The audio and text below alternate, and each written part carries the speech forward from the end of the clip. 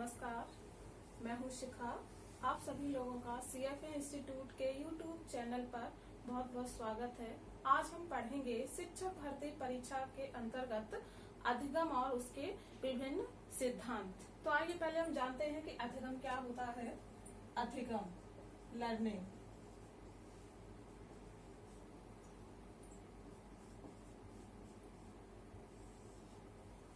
अधिगम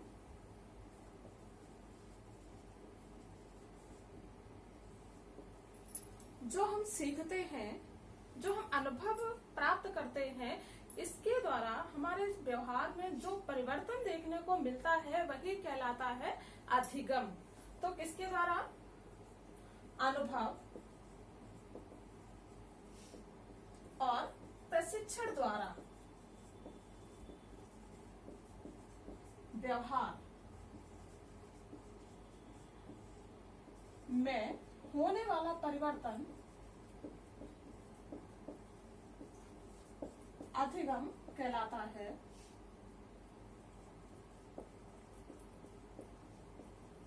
कभी कभी प्रश्न पूछा जाता है कि जो व्यवहार में परिवर्तन होता है वो क्या स्थायी होता है या अस्थायी होता है। तो हम जो भी चीजें सीखते हैं वो ज्यादातर कैसी होती है? स्थायी होती हैं। तो इसलिए कहा जाता है कि व्यवहार में होने वाला स्थायी परिवर्तन, किसमें? व्यवहार में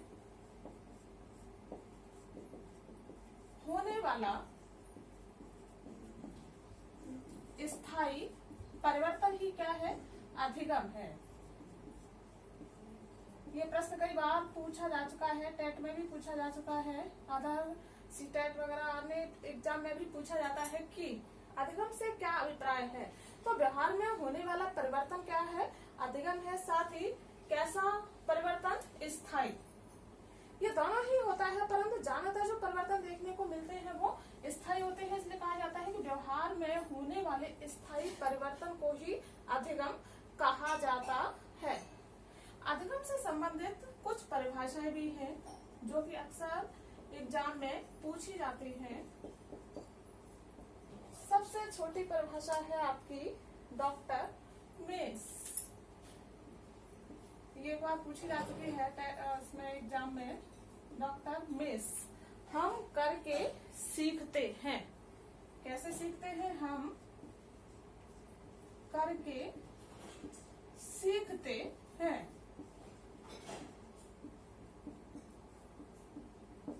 हम करके सीखते हैं, यानी कि इन्होंने बताया कि लर्निंग बाय डूइंग ही क्या है? आपका अधिगम है। नेक्स्ट परिभाषा है आपकी स्किनर। मोस्ट इम्पोर्टेंट परिभाषा जो कि अक्सर टेट के एग्जाम में पूछी जा चुकी है। इन्होंने बताया कि व्यवहार में होने वाला उत्तरोत्तर परिवर्तन ही क्या है? अधिगम है। क्या है? अधिगम है। क्या सीखना व्यवहार में उत्तरोत्तर सामंजस्य की प्रक्रिया है। सीखना व्यवहार में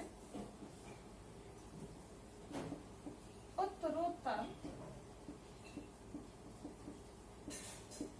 सामंजस्य की प्रक्रिया है।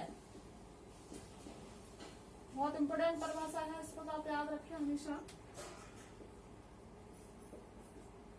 सीखना किसमें सामंजस्य की प्रक्रिया है?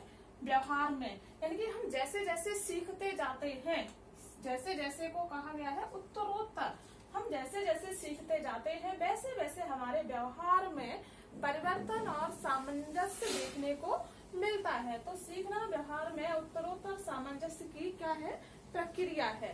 नेक्स्ट परिभाषा, ये भी बहुत इंपोर्टेंट है, गिलफोर्ड। इन्होंने क्या कहा? बहुत इजी परिभाषा है। व्यवहार के कारण व्यवहार में आया परिवर्तन ही क्या है? अधिगम है।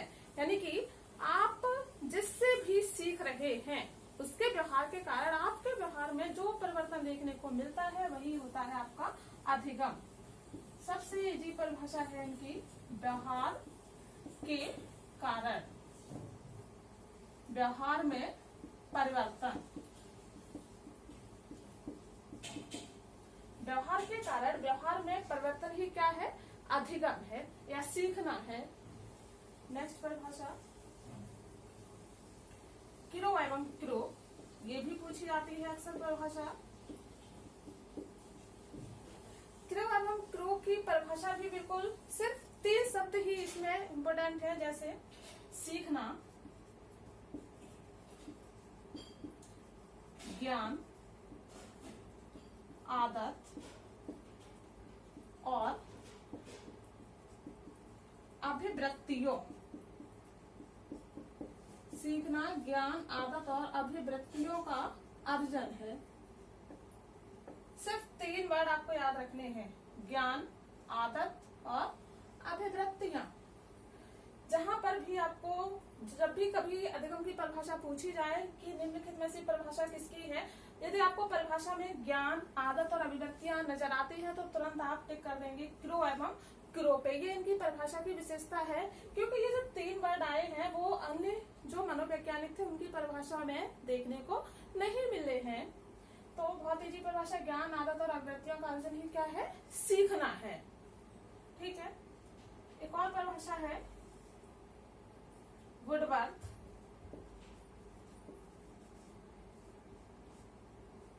वुडवर्थ ने कहा कि सीखना विकास की प्रक्रिया है, यानी कि हम जैसे जैसे सीखते चले जाते हैं वैसे वैसे हमारा विकास होता चला जाता है या हमें विकास देखने को मिलता है। वुडवर्थ, सीखना विकास की प्रक्रिया है।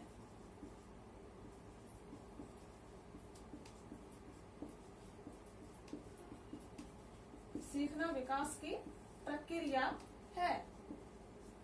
ये परिभाषा थी, और भी कई सारी परिभाषाएं हैं, परंतु जो लगता है हमें कि टेट की दृष्टि से महत्वपूर्ण है तो उनको हमने यहाँ पर बताया। डॉक्टर मेस हम करके सीखते हैं। सीखना व्यवहार में उत्तरोत्तर सामंजस्य की प्रक्रिया है। व्यवहार के कारण व्यवहार में परिवर्तन ही सीखना है, गिलफोर्ड। ज्ञान, आदत और अभिवृत्तियां, परिभाषा संबंधित है आपकी क्रो एवं क्रो।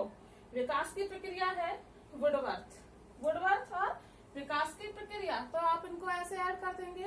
तो 5 ही परिभाषा आपकी बहुत इंपोर्टेंट है और बहुत इजीली है, आप अच्छे से इनको याद कर सकते हैं। अब हम देखते हैं सीखने के प्रकार भी बताए गए हैं। अलग अलग मनोवैज्ञानिकों ने अपने अपने ढंग से सीखने के प्रकार बताए। सीखने के प्रकार, टाइप्स ऑफ लर्निंग।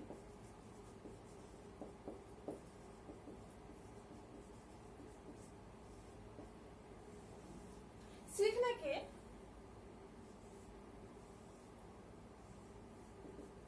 3 प्रकार बताए गए हैं सामान्यतः। 3 प्रकार। पहला, शाब्दिक अधिगम।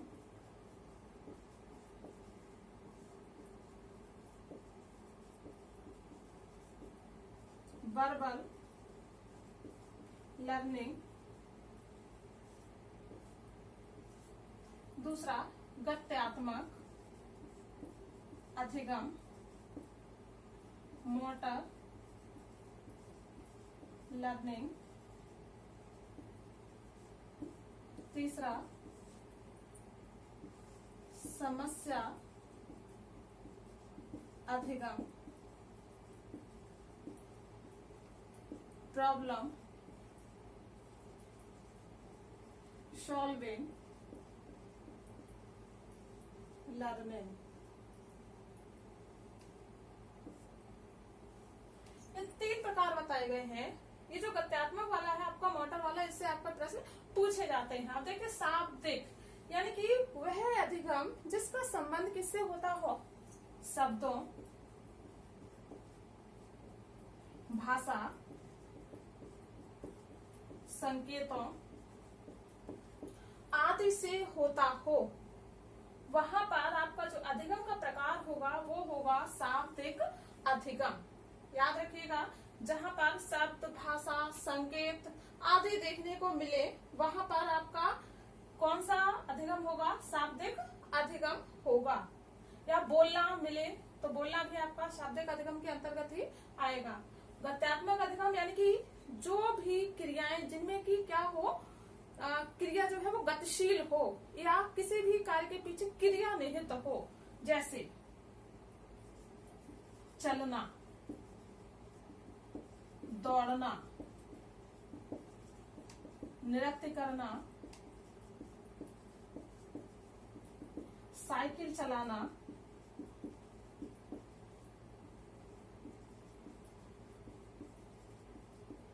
कूदना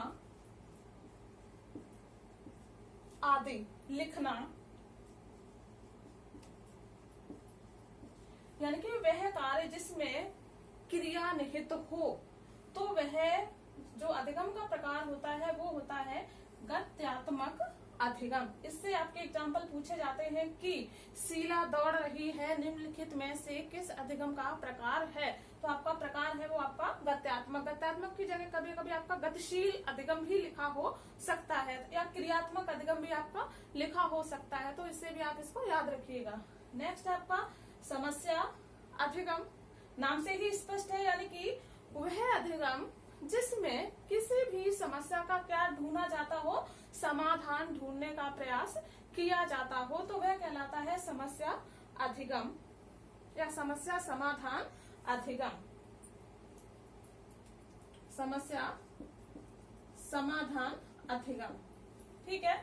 इन्हीं हम प्रकारों को ज्ञानात्मक, भावात्मक और क्रियात्मक में भी बांट सकते हैं, जो कि ब्लूम ने अपनी टैक्सोनॉमी में शैक्षिक उद्देश्यों के प्रकार बताए थे, तो वो हमारे अधिगम के प्रकार भी बन जाते हैं। कौन कौन से? ज्ञानात्मक, भावात्मक और क्रियात्मक। ज्ञानात्मक, भावात्मक और क्रियात्मक, इन प्रकारों को ही इन नामों से रख दिया गया है। ये भी हमारा एक प्रकार बन जाता है, वो ब्लूम के अकॉर्डिंग है। तो लेकिन जो हमारे मेन जो प्रकार थे वो यही है, शाब्दिक अधिगम, गत्यात्मक अधिगम और समस्या समाधान अधिगम। अब यदि हम बात करें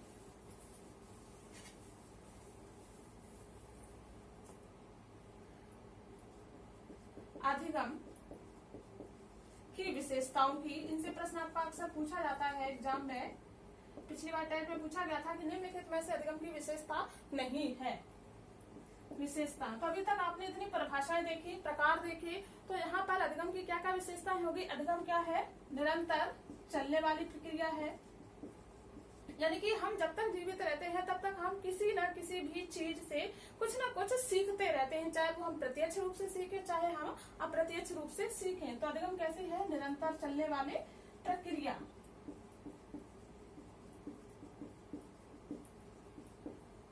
और हम किसी चीज को तभी सीखते हैं जबकि हमारा कोई उसके पीछे उद्देश्य निहित हो। तो अधिगम कैसी प्रक्रिया है? उद्देश्यपूर्ण प्रक्रिया है। जब हमारा उद्देश्य निहित होता है तो हम उसमें अपनी बुद्धि का, विवेक का प्रयोग करते हैं। तो अधिगम बुद्धि और विवेक युक्त प्रक्रिया है, बुद्धि और विवेक पूर्ण प्रक्रिया है। जब हम सीखते हैं, अनुभव प्राप्त करते हैं, तब हम वातावरण में क्या करते हैं? सामंजस्य स्थापित करते हैं। तो अधिगम क्या है? समायोजन भी है। जैसा कि स्किनर ने बताया था, व्यवहार में उत्तरोत्तर सामंजस्य की प्रक्रिया ही क्या है? अधिगम है। तो अधिगम क्या है? समायोजन भी है। अधिगम व्यक्तिगत भी होता है और सामूहिक भी होता है, व्यक्तिगत और सामूहिक।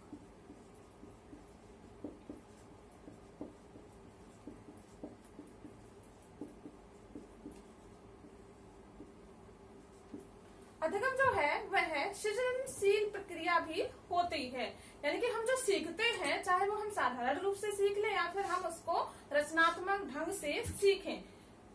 तो ये थी आपकी विशेषताएं।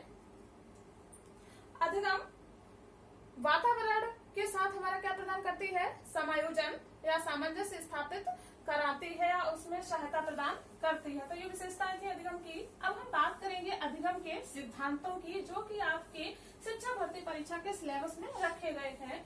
अधिगम सिद्धांत।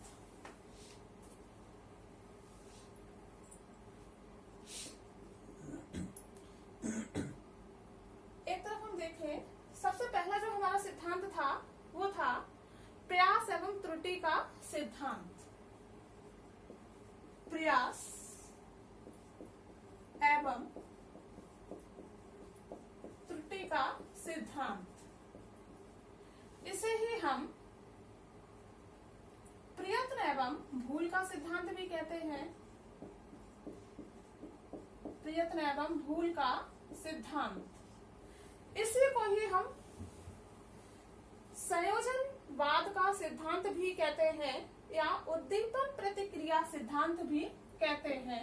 उद्दीपन प्रतिक्रिया सिद्धांत अक्सर ये एग्जाम में पूछा जाता है कि उद्दीपन प्रतिक्रिया सिद्धांत जो है वो किसने दिया था। उद्दीपन प्रतिक्रिया सिद्धांत या संयोजनवाद का सिद्धांत। ये जो उद्दीपन प्रतिक्रिया है यानी कि इसी को हम एसआर थ्योरी के नाम से भी जानते हैं। उद्दीपन यानी कि स्टिमुलस, आर यानी कि रेस्पॉन्स प्रतिक्रिया, तो इसको हम शॉर्ट में जानते हैं एसआर थ्योरी।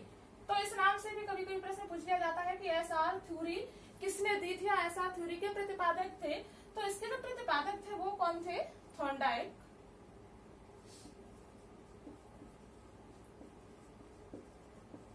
ये अमेरिका के मनोवैज्ञानिक थे। इन्होंने अपना जो प्रयोग किया था वो बिल्ली पर किया था। बिल्ली पर किया था। नेक्स्ट सिद्धांत है पावलोव थ्योरी या पावलोव सिद्धांत। इसको भी हम कई सारे नामों से जानते हैं। संबंध प्रतिक्रिया का सिद्धांत, संबंध प्रतिक्रिया का सिद्धांत, या फिर प्राचीन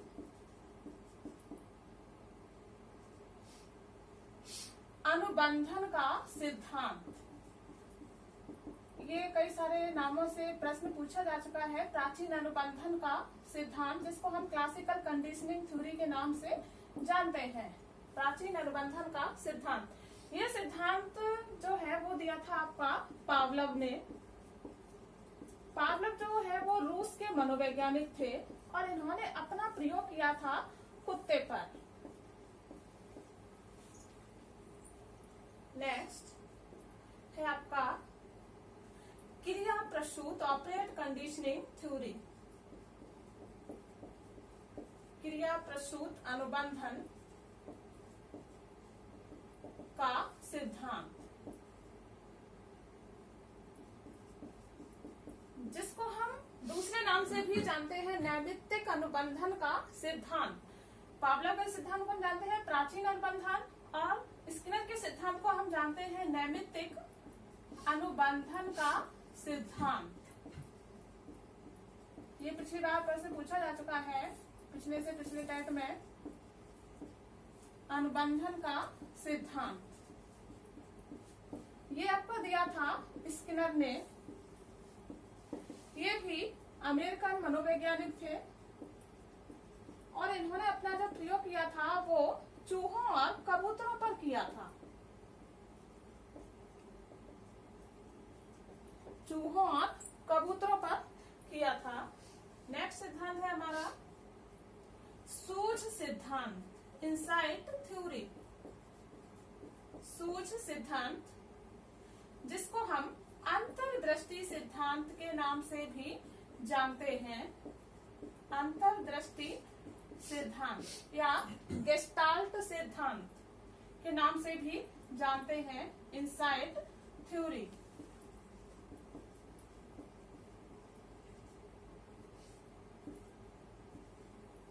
ये जो सूझ सिद्धांत है वो जर्मन एक संघ था मनोवैज्ञानिकों का, वहां के 3 मनोवैज्ञानिकों ने मिलकर के इस सिद्धांत का प्रतिपादन किया था। तो इस सिद्धांत के जो 3 मनोवैज्ञानिक थे वो थे कोहलर, कोफा और वर्थीमर।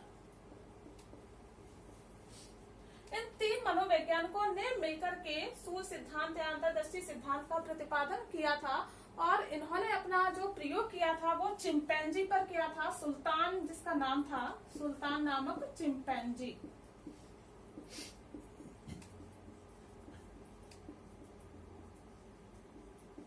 सुल्तान नामक चिंपैंजी। यहाँ से एक प्रश्न पूछा जाता है एग्जाम में कि गेस्टाल्ट संप्रदाय था उसकी नींव किसने डाली थी।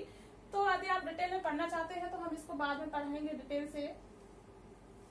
नेक्स्ट है हमारा सामाजिक अधिगम सिद्धांत। ये प्रश्न कई बार रिपीटेड हो चुका है। सामाजिक अधिगम सिद्धांत, सोशल लर्निंग थ्योरी। ये प्रश्न कई बार टेट में आपका रिपीटेड हो चुका है कि सामाजिक अधिगम सिद्धांत किसने दिया था। Social learning theory.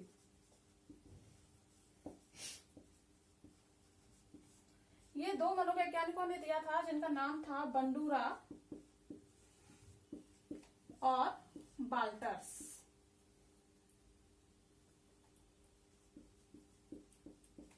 बंडूरा और वाल्टर्स दोनों ने मिलकर के ये सिद्धांत दिया था। नेक्स्ट सिद्धांत है अधिगम सोपानकी। अधिगम सोपानकी या अधिगम श्रेणी क्रम सिद्धांत। श्रेणी क्रम सिद्धांत, ये सिद्धांत जो है वो गेने ने दिया था। इन्होंने अधिगम के 8 प्रकार बताए थे जिनसे अक्सर अभी 2 बार से या लगातार 2 जो एग्जाम हो चुके हैं इसी से ही अधिक से अधिक प्रश्न पूछे गए हैं, चाहे वो टैग का एग्जाम हो चाहे आपका सुपर टैग का एग्जाम हो। अधिगम श्रेणी क्रम सिद्धांत ये आपका दिया था गेने ने। इसको हम बाद में पढ़ेंगे डिटेल से। नेक्स्ट है आपका प्रबलन सिद्धांत।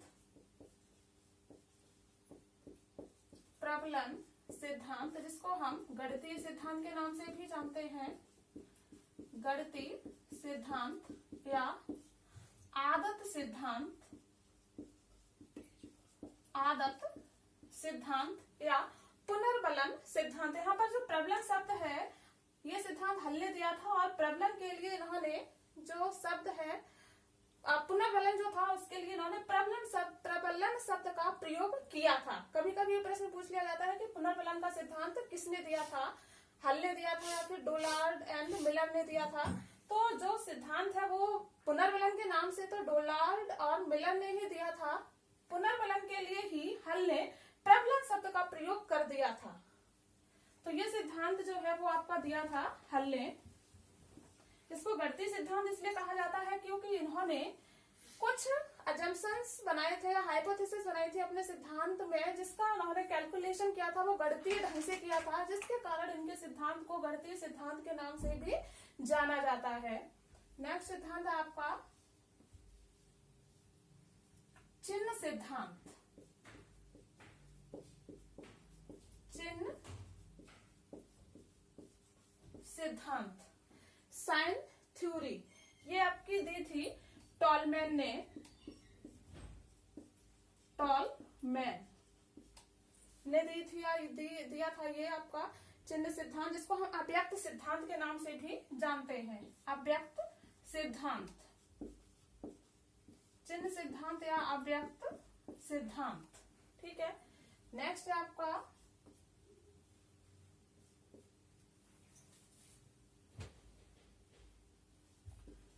सामाजिक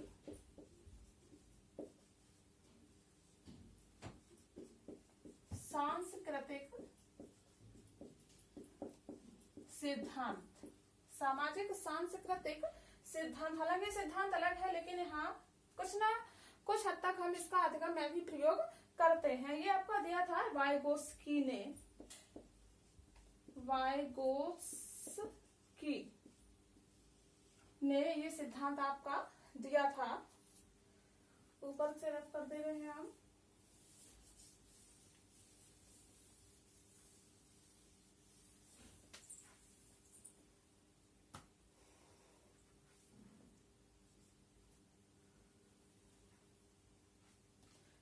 पुनर्बलन सिद्धांत,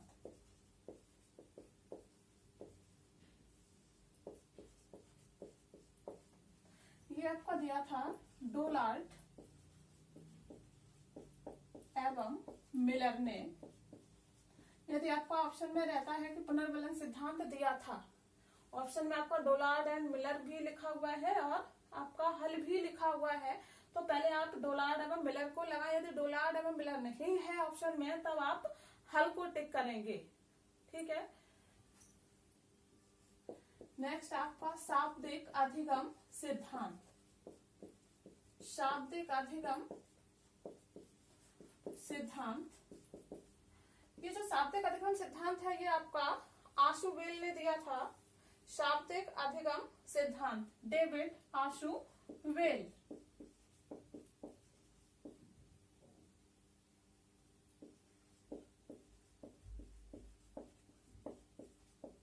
ये भी कई सारे एग्जाम में प्रश्न आपका पूछा जा चुका है कि शाब्दिक अधिगम सिद्धांत किसने दिया था। तो शाब्दिक अधिगम सिद्धांत आपका डेविड आशुवेल ने दिया था। नेक्स्ट अन्वेषण सिद्धांत,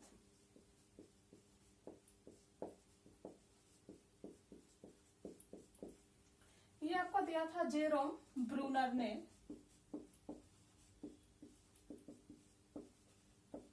जेरोम ब्रूनर। नेक्स्ट संज्ञानात्मक अधिगम सिद्धांत, ये तो सबको पता ही होगा अधिकतर। ये आपका दिया था जीन प्याजे ने। जीन प्याजे ने दिया था, लेकिन संज्ञानात्मक सिद्धांत आंदोलन में जो प्रवर्तक थे वो ब्रूनर को माना जाता है। ये आपके सिद्धांत थे। एक और आपका सिद्धांत है अग्रिम संगठन प्रतिमान का सिद्धांत। अग्रिम, ये प्रश्न भी आपका एग्जाम में कई बार पूछा जा चुका है। अग्रिम संगठक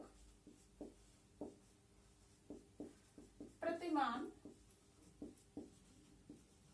का सिद्धांत, ये जो सिद्धांत है वो भी आपका डेविड आशुवेल ने ही दिया था। डेविड आशुवेल इंपॉर्टेंट है। नेक्स्ट है आपका नैतिक विकास का सिद्धांत। नैतिक विकास का सिद्धांत, ये जो नैतिक विकास के सिद्धांत का सिद्धांत है ये आपका दिया था कोहल वर्ग ने दिया था। कोहल वर्ग ने ये सिद्धांत आपका दिया था। तो ये थे आपके सारे सिद्धांत, अधिगम के सिद्धांत। इन सभी सिद्धांतों का हम सीखने में प्रयोग करते हैं। जैसे थॉर्नडाइक का सिद्धांत है, नाम से ही स्पष्ट है, प्रयत्न एवं त्रुटि का सिद्धांत या अभ्यास एवं भूल का सिद्धांत। जो मंदबुद्धि छात्र होते हैं उन छात्रों को पढ़ाने के लिए हम थॉर्नडाइक थ्योरी का प्रयोग करते हैं।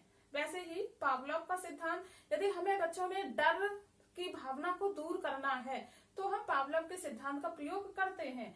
यदि जैसे स्किनर का सिद्धांत, यदि हम छात्रों को किसी कार्य को करने के लिए प्रोत्साहित करना चाहते हैं, उनको आगे बढ़ाना चाहते हैं, तो हम स्किनर के सिद्धांत का प्रयोग करते हैं। क्योंकि स्किनर का सिद्धांत क्या कहता है कि हमें छात्रों को पुनर्वलन देना चाहिए। पुनर्वलन यानी कि उनकी प्रशंसा करना चाहिए, उनको गिफ्ट देने चाहिए, इत्यादि चीजें उनको देनी चाहिए, जिससे कि वह अच्छे से अच्छा कार्य कर सके। तो ये सारे सिद्धांत हैं, अलग अलग सब सारे सिद्धांतों की अपनी अपनी उपयोगिता है, जिनको हम अलग से डिटेल में पढ़ाएंगे। यदि हमारा वीडियो अच्छा लगा हो तो इसे प्लीज लाइक करें और सब्सक्राइब करें और कमेंट बॉक्स में अवश्य लिखें। धन्यवाद।